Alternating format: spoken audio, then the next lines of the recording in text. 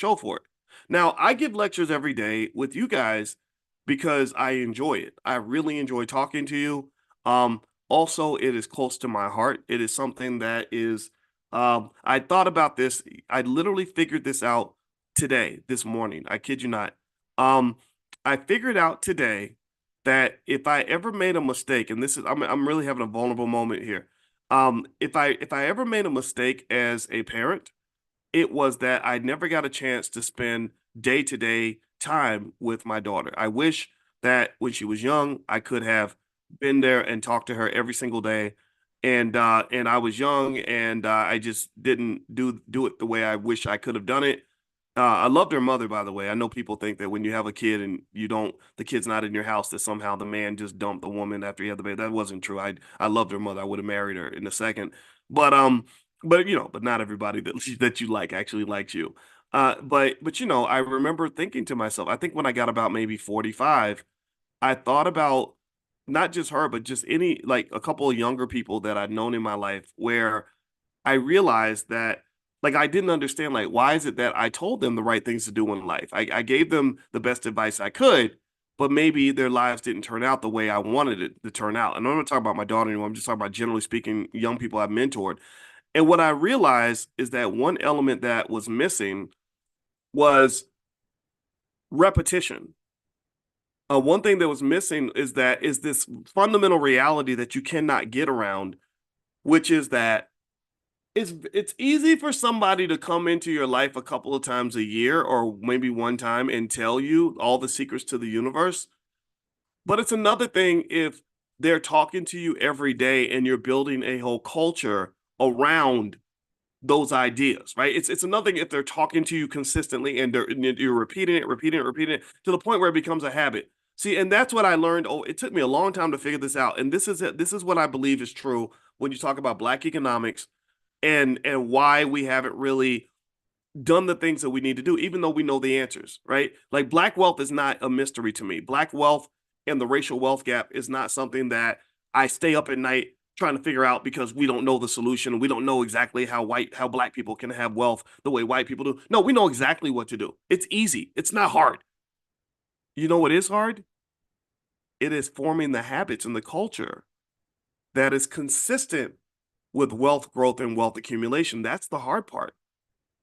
I go back to the fact that when I was gaining weight and I it wasn't like I didn't know what to do to lose weight. It wasn't like I didn't know how to exercise. I knew how to exercise. I knew where the gym was at. I knew that if I got up and ran 3 miles a day, I was not going to keep gaining weight. I knew these things. But what was the problem? It was my habits. My habit was to get up and eat potato chips, knowing that those potato chips were not good for me. My habits were to not go to the gym, to sleep in, because sleeping in is a lot more fun than getting up and going to the gym. And if I'd had, and going back to that point that I was mentioning to you all, like why I decided to start teaching every single day as opposed to doing like once a month or whatever, is because I said, if I really believe this and I really want what's best for you, I need to be here with you and talk to you every single day and help us build a culture around Black economic excellence. Black economic excellence. I'm talking about us really being clear and conscious about all the things that are depleting our wealth, all the ways to acquire wealth, all the ways to be successful, all the ways to prepare our kids. And so going back to that point about financial fertility, which by the way, financial fertility is a concept that we started speaking about in the Black Business School. If I don't know if that's something that is in any other book anywhere. I've never seen it before, but the term financial fertility came to me because I remember when I was in my PhD program and we would do mathematical models of how money grows, which is it's just like calculating how many miles a car will drive if you're on the road for 10 hours and you're driving on 50 miles an hour, right? So think about that equation, right? It's process that in your head. Don't let math intimidate you for a minute. I want y'all to go with me on this. So if I am in a car going 50 miles an hour and I drive for 10 hours, how many miles will I cover? Write that in the chat. I want us to just do this. This is a consciousness exercise. How many miles? I'm going 50 miles an hour. I'm driving for 10 hours. How many miles do I drive? Okay, thank you, Sharon and Stuart. 500 miles, right? Believe it or not, every wealth equation is built on that very same idea. It's literally built on the same idea. The only difference is that it just gets a little more complicated. Like what I described to you is what they call a linear equation. A linear equation is where you make assumptions about how fast something grows and it remains constant, right? So that car is consistently going 50 miles an hour, that whatever. But what we introduce in our financial equations is what they call nonlinearity. That's basically where the rate, it's like imagine measuring a car that's driving 50 miles an hour, then it goes 40, then it goes 70, then it goes 60, and then also sometimes it goes to the left, sometimes it goes to the right, sometimes it goes straight, sometimes it goes backward, and then calculating all of that, like putting all that in, right? But the basic idea is what I just described to you, and it's something that you've known your entire life. You've known these things your entire life. Like you've always known that if a baby is one and you wait 10 years, is that baby going to be the same size as he was when he was 1 years old? Yes or no? What's he going to look like? How much? He's going to be much bigger. He's not going to be the same size. So money is the same way. Money, when you think about the growth of money, I want you to think about the growth of your kids. Right. And then I want you to think about, again, consciousness exercise. And so look at your kids and think about, you go to a family reunion and you bring your 17-year-old and you got this cousin who hasn't seen the 17-year-old since they were three, and they're freaking out because he's got a beard and he's a deep voice. And they're like, when I saw you, you were this tall. I can't believe, my gosh, time goes by so fast. That's what we start saying that more and more as we get older, don't we? Time, where'd the time go? I thought it was 1998 and here it is 2024. What is this 2024 stuff? And that's just and if you haven't gotten to that stage in life, just know it's coming. I promise it's coming. It's going to happen to you. It happens to all of us. And so really money is the same way. The growth of money has a natural fertility to it. Money naturally grows just like that baby naturally grows. The only way a baby won't naturally grow is if you do something to stunt its growth. The only way a baby will not grow is if you stop it from growing. What are some ways to stop a baby from growing? Well, I mean, we could delete a person, right? That's called killing them. You can even kill them before they're born, right? I'm not judging, but that's true, right? A baby that's dead doesn't grow. Well, that's what happens with a lot of our money. We don't even let it grow. We kill it before it gets a chance to grow. What are ways to kill your money? Well, I don't know. Giving it away to white people, that's one way to kill it. Not pursuing opportunities. The word poor stands for passing over opportunities repeatedly. So when you either don't have the courage to pursue an economic opportunity, or you give up too early, or whatever, then you pretty much killed the baby. Right, the baby's gone. What a spending money, wasting money on bad decisions, things like that, that can keep money from growing. And then also you go back to that baby, and the other thing about the way a baby might grow is that that if you give the baby vitamins, though, on the good side, if you give the baby a healthy diet and you take care of the baby and you protect the child and you nurture the baby when it's first born, put it in the incubator because it's a preemie, and do all these things to keep the baby healthy, well, then the baby's going to grow, and the baby's going to grow big and strong. And if you give the baby enough time, eventually that baby's going to be, a big, strong, healthy child, especially if you've been properly managing the health of the baby. Well, the same thing is true with your money, right? If you kill the money by wasting it, throwing it away, giving it away to white folks, spending on poor decisions, or getting into bad financial choices, things like drugs or gambling or babies' mamas or whatever, or broken relationships, then these things kill your ability of your money to grow. And then also the best way to kill the ability of your money to grow is to not put yourself into a financial vehicle that's going to allow for that financial growth. The leading financial vitamin on the planet. That's another term I've never used, but I don't think anybody else has used it. The leading financial vitamin on the planet that I've seen is the stock market.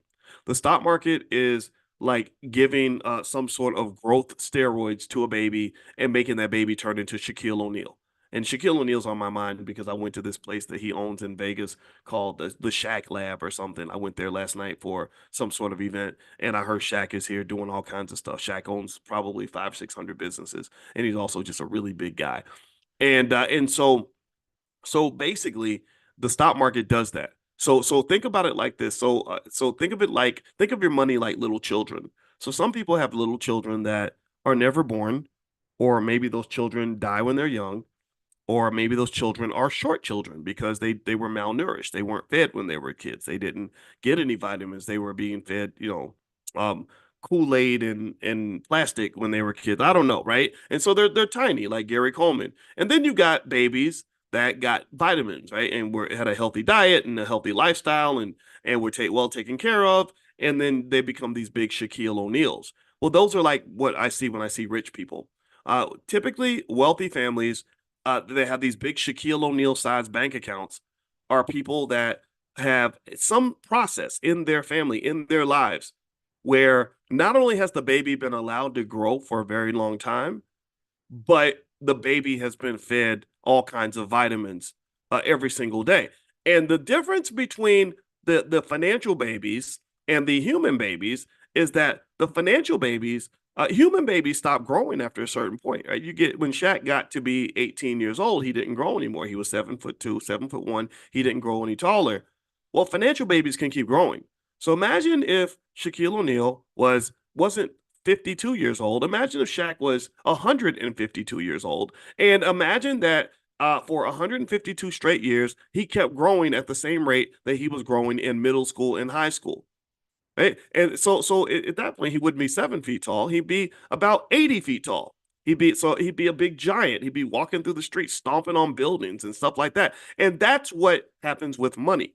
You have some people that become these financial giants because there have been been a great amount of vitamins put into the food for the baby, and so the financial baby grew into a giant, and also the baby has had a long time to grow, and the baby has been protected. They didn't put the baby up for adoption. They didn't kill the baby. They didn't malnourish the baby. They always fed the baby.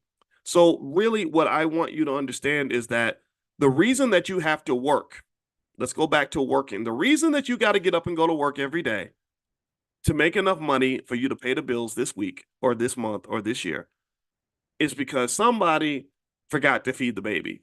Somebody put the baby up for adoption. Somebody killed the baby at birth or before birth.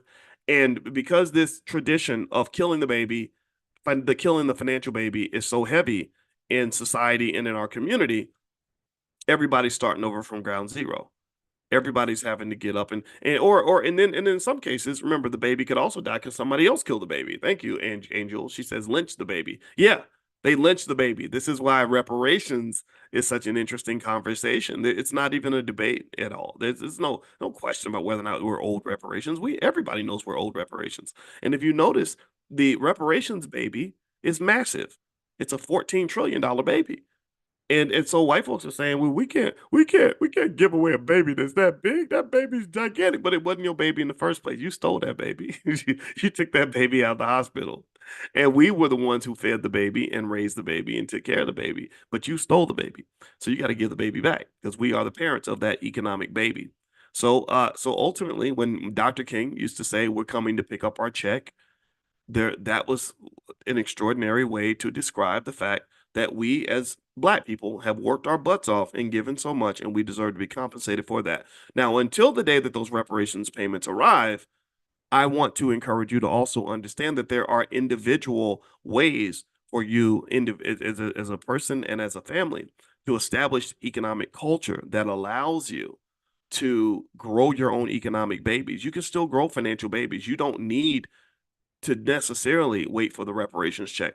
I don't know if it's going to happen in our lifetime. I don't know if I want it to happen in our lifetime because I think that we're not sophisticated enough collectively and not courageous enough collectively to negotiate in the hardball fashion that would be required for the compensation to be appropriate. There are ways you negotiate a contract. There are ways you negotiate a deal. And the same way we poorly negotiated integration could have been negotiated in a much better way. If we could have said, hey, Major League Baseball, if you want Jackie Robinson, then you can have access to him, but you cannot have him. So if you want Jackie Robinson, then you got to schedule the Yankees to come and play all the teams in the Negro Leagues every year and let us come play in your stadiums and we're going to split the money.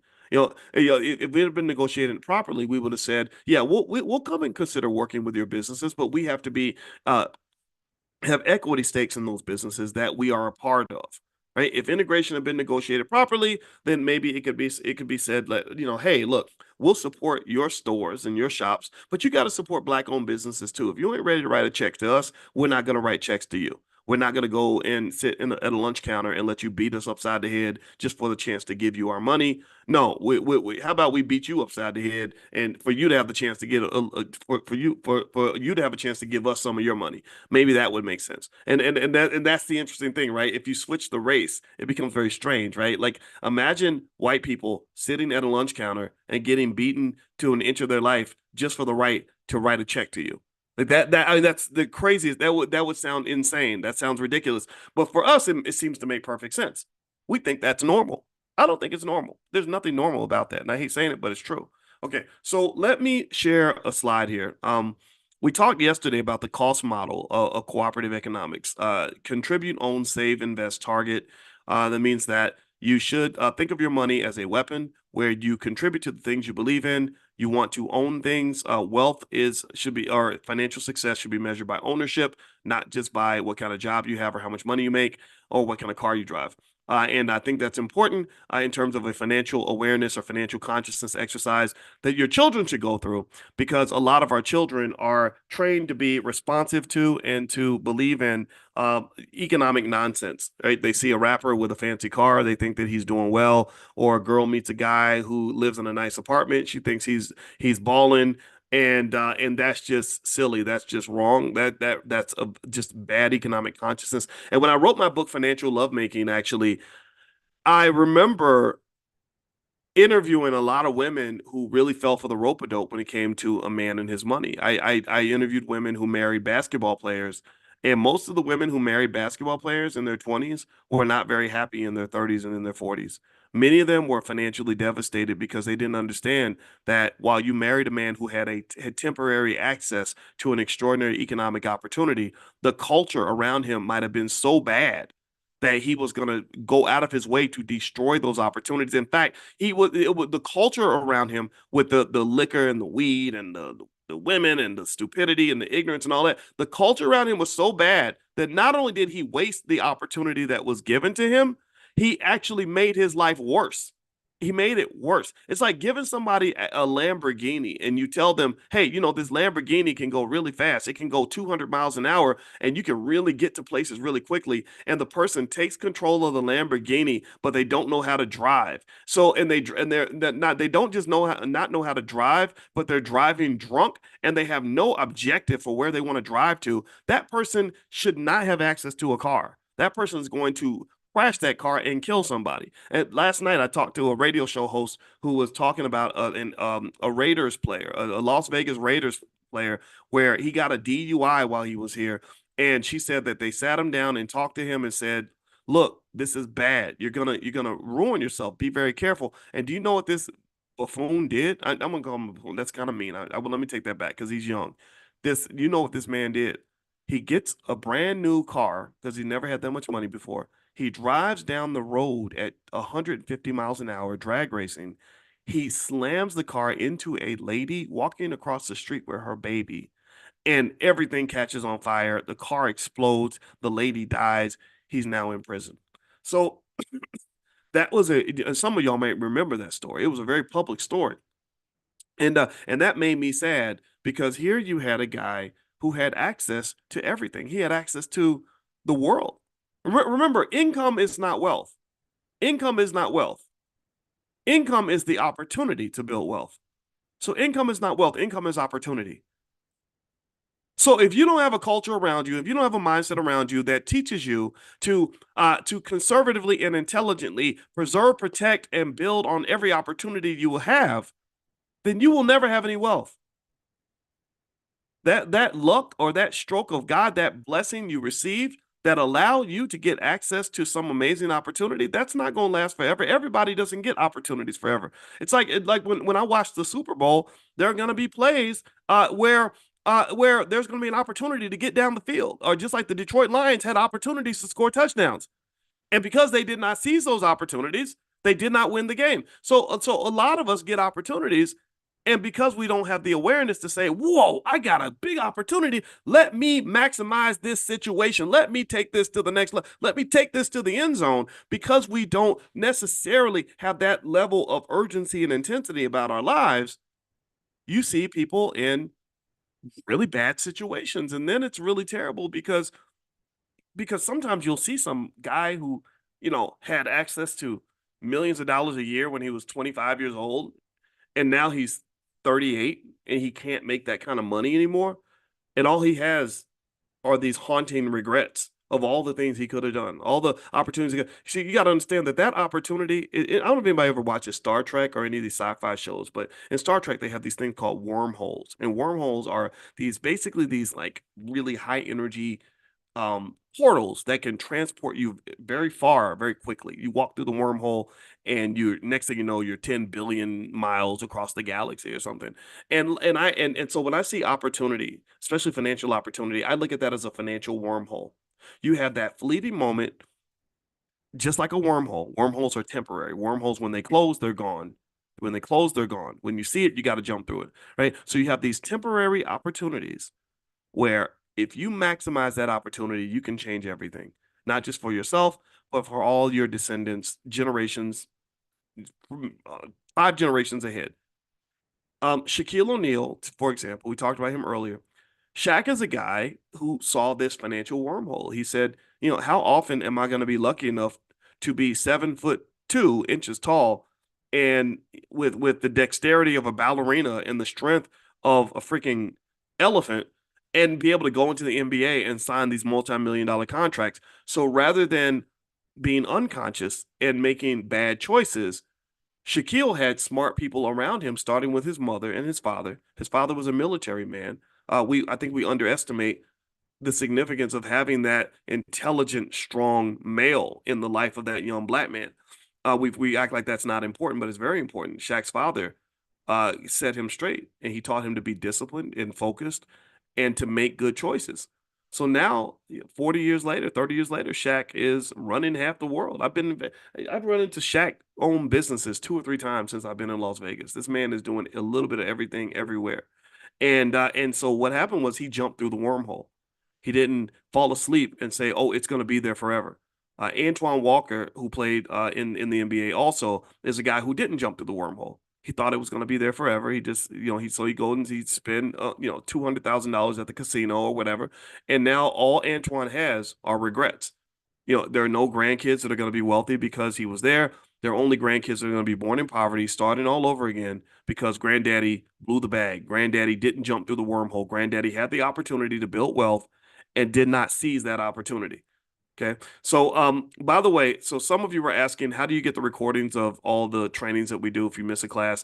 You can go to drboycedaily.com, drboycedaily.com. I think that the membership is about $59 a month, or at least Dr. Boyce Daily, we took 25% off the price. So it's about $59 a month. You get access to everything. You also get access to the community as well, which is on B1 Nation. I'm going to go jump right over there right after we're done to see if anybody's there. If you guys want to chat afterward, if you can't find the community, email support@theblackbusinessschool.com, and you can do that. Also, don't forget, on the 13th, Alicia and I are doing our Love and Money Lab. We're going to do training on the mistakes you want to avoid when it comes to money and relationships. So if you want to join that, again, there is a fee attached, but you don't have to pay it. You can join for free. Just hit that Zoom link and you can register. It's going to be on the 13th, and it's going to be based on scientific principles. One thing I think that happens, and this is one of the reasons why I like talking about love and money topics with my wife, is because she's got training in this area. You'd be amazed how many relationship problems people have that could be easily solved if you simply talk to a therapist or if you talk to somebody who's scientifically proven. And that does not include people that you see on the internet, because a lot of people on the internet, people will follow their advice because they sound good. Sounding good does not make you qualified, right? Being able to make your words rhyme while you talk, and play some really exciting clip with music, or does not mean that what you're saying is actually going to work. And what therapists do is they have to scientifically test their ideas, and with thousands of couples, and see what works and what doesn't. That's why this is what one thing that made me a big believer in listening to therapists is when I saw a study where they said They can listen to a couple argue for 5 minutes and predict with 95% certainty whether they're going to stay together or not stay together. I said, how in the hell can you listen to somebody argue for 5 minutes and predict the future of their relationship based on a 5 minute argument? Well, it has a lot to do with the science. It's not about what problems you run into, it's how you address those problems. So, a lot of the breakdowns that we see that are very expensive, very costly, financially and otherwise, emotionally and financially, those things are actually preventable if you get some training on it. So I'm a believer that when we're talking earlier about college and how college spends a lot of time teaching you a lot of stuff that isn't actually going to help you, that's actually not going to help you solve a problem or help you achieve a goal. I think that one of the things that if I was having kids, I would train them on relationships. I would have them go through some courses on how to connect with others. That's where the STRY model comes from in the Black Business School. STERDY. It stands for the way your kids should make money with systems, technology, entrepreneurship, relationships, and delegation. And the Y stands for youth. Delegation means that they can have other people help them as opposed to doing it all by themselves. Relationships means that if you have good relationships, it's very easy to build wealth. If you have bad relationships, it's not only a wealth destroyer, but it makes it much harder for you to accomplish your goals. And then I can keep going down the list, but we're not going to talk about the sturdy part today. Let me introduce you guys to something. Um, and I'm going to put this slide up here. And actually, I'm going to have to step to the side for 1 second because I got to plug in my laptop. So give me 30 seconds. And in fact, by the way, if you want to, while I take this really quick break, if you want to actually go register for the event with Alicia on the 13th, you can go do that while I go and plug in my laptop because it's giving me the low battery warning. So give me a second.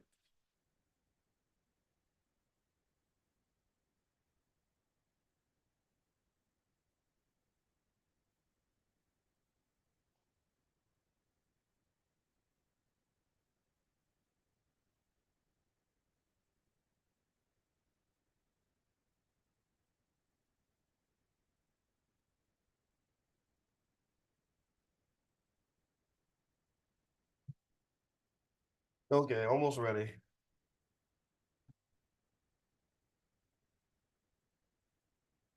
Here we go. Okay, we're good now. Hold on. Uh, I gotta have to sit on something so I can be higher. Y'all have no idea how bootleg my setup is in this hotel room. It's so crazy, but I really wanted to talk to you guys today, so I wasn't gonna miss this for the world.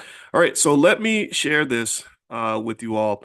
This is an economic theory that we came up with in the Black Business School. You're not going to find this in any textbook. And just like you won't find a Black financial therapy department in any institution that exists, because mm, no institution that I know of studies Black wealth the way we do. We focus on this. So to my knowledge, we're the only place that has PhDs and attorneys and stuff like that that actually really drills into Black wealth. So here's one thing that we put together that I think will help you understand economics on a much higher scale. One thing that people don't understand about economies is that you can actually create your own economy. You know, you can actually do it yourself.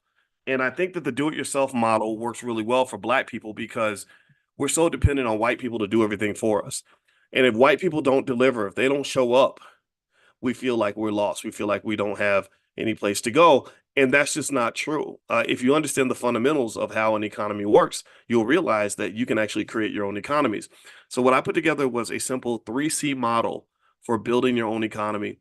And basically, it's built on the idea that with an economy, typically you have a seesaw effect. Just like you have buyers and sellers, you pretty much economies are built around the idea of people coming together and trading things. That's what it is. Even before money was in existence, so the richest places in the world were places where people got together and did trades with each other. I trade my fur for your horses, and then I trade my horses for your pigs, that kind of thing. So ultimately, these markets, they operate like a seesaw because you need this balance. They call it equilibrium in economics, where you have enough buyers and enough sellers to make the market actually function. And if there's not enough buyers or not enough sellers, what'll happen is the price will keep adjusting until you get enough buyers and get enough sellers. Let me give you an example. If I'm selling shoes and I have, my shoes are priced at $100 a piece and no one is buying those shoes, then in order to get more buyers, what would I do? What would I get what would I do with my price if nobody's buying my shoes? What would happen? What would I have to do to make that adjustment? Answer in the chat.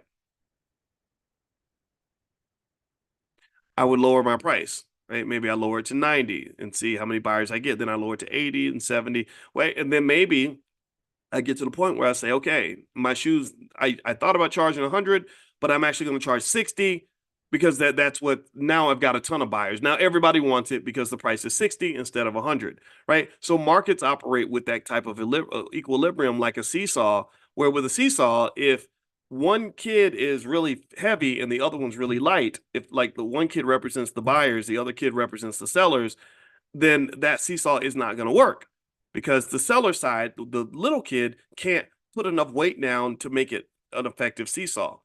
And then in the Black community, our problem is that our seesaw is really jacked up.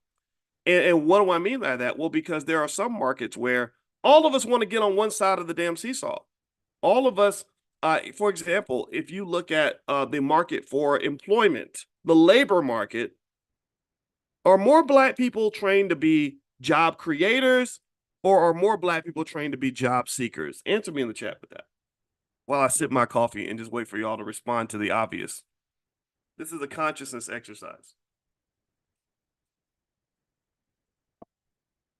We are trained at an epic level to be job seekers. That's you go to LinkedIn, all you got is all different kinds of Black people of all education levels, all seeking jobs, all looking for an opportunity. And I'm not judging that. I'm just saying that's what it is. Very few people on LinkedIn or and a lot of other social media platforms are putting up posts saying we're looking to hire 100,000 Black people. That just doesn't exist. There are people that probably could pull it off if they understood economics a little bit better, but they're not even thinking that way. They're thinking like, how can I get my next gig? Even the people that could become billionaires, like your Taraji P. Hensons, are going to the public and saying, I can't get a good job. They won't pay me enough on my job. Well, really, if I was to talk, if Taraji was my sister, I'd say, well, you're an international brand. You're a billion-dollar brand and you know lots of people. So why don't we go call some banks and use your celebrity to get a $10 million loan so we can start actually employing people and we can be the boss. We don't want to sign the checks. We want to write the checks. So don't sign. We're not signing the back of checks anymore. I want you signing the front of checks, right? And that's not something that a lot of us grew up with. This is where culture comes into play. So basically, with an economy, you tend to have three major markets. You have a market for capital, a market for contractors, and a market for customers. What does that mean? What is a capital market? A capital market is what leads to job creation. That's what creates corporations. That's where Amazon came from. Amazon came into existence because Jeff Bezos he had a 300 meetings with a bunch of investors and got 50 investors. Wait, what was it? 50? Was it 50 times 20? I want to say 50 investors to give him $20,000 a piece. And he raised his first $1 million to start Amazon. Right. And that was a capital market. You have on one side of the market, you have the investors. And then on the other side of the market, you have the people looking for investors, looking for the capital. Or like with banks, you have the people loaning the money on one side and then the people borrowing the money on the other side. Let me ask you another consciousness question. Again, this is why Black people seesaw is off balance, why the Black economy isn't what it could be. So if I were to ask you, what are more Black people typically going to do? Invest money in others or look for people to invest in them? Loan money to others or borrow money or be borrowers? Which side of the seesaw are we more likely to occupy based on our culture? We're more likely to be the people that are seeking investment, seeking capital. So Black business owners start businesses. They don't have a capital base. Nobody in the family can really provide the money. So they're going and they're like, we have to go to white folks and say, hey, I need you to loan me money. Hey, can you invest in my business? Hey, can you? Right. And the problem with that is that typically investors want something for their investment. They don't give that money away for free. So when that angel investor comes along, and we cheer for this, we're very happy. Like I want you to reflect for a moment on how many times you've seen an economic post that says something like, I don't know, let's say a little black girl starts a lemonade business and they say that she receives $100,000 investment in her lemonade business. And everyone like hits the like button because they think that's an exciting thing. I'm not saying that it's not, right? But how many of you have seen posts like that, right? Like little 8-year-old girl raises $200,000 for her business. Black man with a barbershop raises $250,000 to build barbershops around the country. How many of you have seen posts like that? Right? And now again, this is a consciousness exercise. So the reason those posts are a little bit problematic is because one thing that we have yet to really understand that we have to really reflect on in general is that all money ain't good money. All money's not good money. So a lot of times venture capitalists will invest in your business because they want to own it. They will invest in the business because they want to control your business. They want to push you out or minimize your ability to really do what you want to do.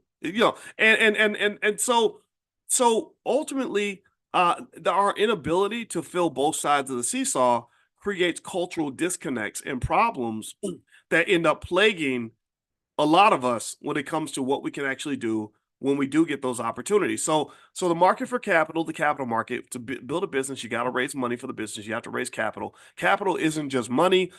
Capital can be other forms of capital. It can be intellectual capital, human capital. It can be relationship capital, stuff like that. All right. So the next market is the market for contractors. That's a labor market. That's job seekers and job creators.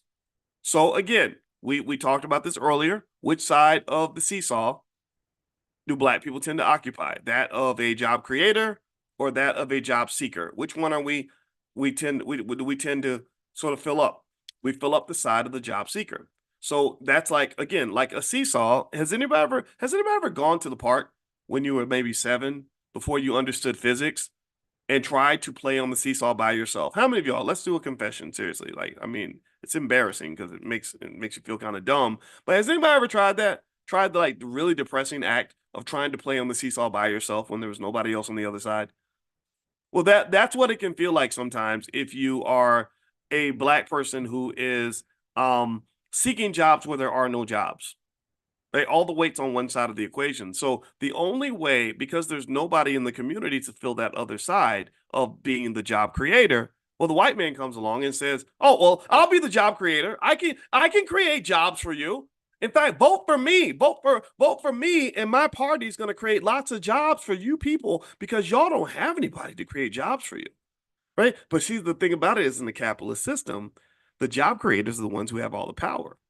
It's the bosses that run things, right? It's the investors that run things, not the people that are in debt.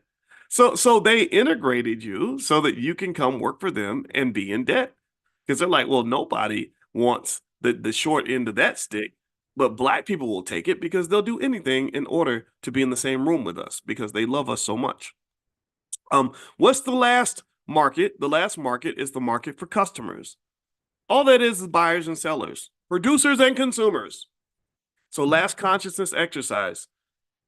If I were to ask you, are most black people raised to be producers of a product or consumers of a product? What would you say? Are more black people raised to develop products and sell them? Or are we raised to make a little bit of money and then go buy stuff? What do you think? Answer me in the chat. Answer me. This is a consciousness exercise. Well, we know the answer to that question, right? We're not just consumers. We are trained to be super consumers. We are trained to consume at a level that is absolutely extraordinarily epic.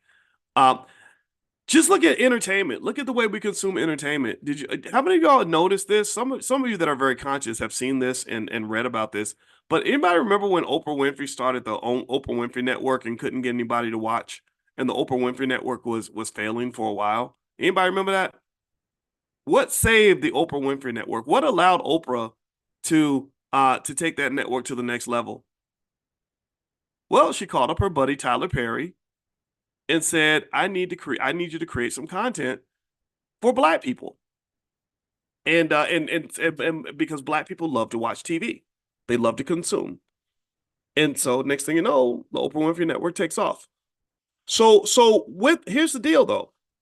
With this model, the 3C model, if you understand the 3Cs of building an economy, the market for capital, market for contractors, market for customers, you can do in a vacuum in any ecosystem anything that you want. You could do this in your church, you could do this in your family, in your investment club, etc. Let's do it in Let's do it right here in this room.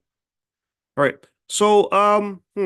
I want to create. I found an opportunity while I was in Vegas, and I realized there's a shortage of daycares and preschools that educate kids on economics before the age of 5.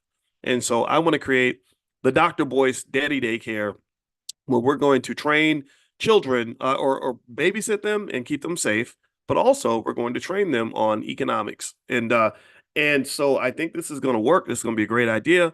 But in order to start this business, I need to raise some capital. So I found a building that is $250,000. We have to put down a down payment of say 20 grand. So I got to raise $20,000 to acquire this building. So I need investors. How many of you have an extra $1,000 or $2,000 that you would be willing to consider investing into this business? It's pretend money, so you could just say yes in the chat if if you want to be in. How many of you would like to be investors in this business? So I need like about $1,000 to $5,000 each for each of you, and maybe it's money that you have sitting in your 401k that isn't doing anything. Maybe you just want to be a part of it, right? Okay, all right. So okay, I see some names. I see some folks in here. Wow, look at this. We've been oversubscribed. Our IPO has been oversubscribed. We have so many people, so many of you that have come up with that first $5,000, $10,000 that we need 20, or we way beyond the 20 grand. All right, so let's see. I see Jay Rubin and Trinae and Henry and Christina and Josephine and Stuart and Angel and awesome. Okay, so we got our money now. Yes, we've accomplished, like, that's big. Do you know how many black-owned businesses get aborted? How many great ideas never exist because you can't raise the capital, because you can't raise $5,000 or $10,000 to get started, right? It's awesome, right? So when you do the $5 a day plan for your kids, you're solving that very important problem. Where are we going to get the money to do this? Because we have no shortage of creativity, we have no shortage of work ethic, and many of us have no shortage of skill. But one thing we are challenged with is raising the money. So we've raised the money. That's a big deal. So now I've got the 20 grand. I'm gonna go make the down payment. I'm gonna go get the facility, get all the equipment and everything installed, and fine. Okay. Now I have to go to the second market, which is the market for contractors. I need help. I can't do all the work to run this daycare. So here's what I'm looking for now. I'm looking for anybody, and pretend like it's not in all in Las Vegas. I know some of y'all live in Philadelphia and LA and all that, but pretend like it's in your city. I need people that are willing to come and work for this daycare, for a fair wage. And maybe we have to just work together, like maybe an IOU kind of thing. Like we document how much we owe you, and then when we start making money, we start getting the income, we'll pay you, I promise. And it's just based on whether or not we have a good credit rating with you. How many of you would be willing to do that? How many of you would be willing to give some time, or maybe come in and work for a fair wage and help us to watch these kids and train them and teach them and stuff like that? And maybe some of you have experience. Anybody got experience with kids? Anybody had kids? Anybody raise kids? Anybody educate kids? How many educators we got? All right.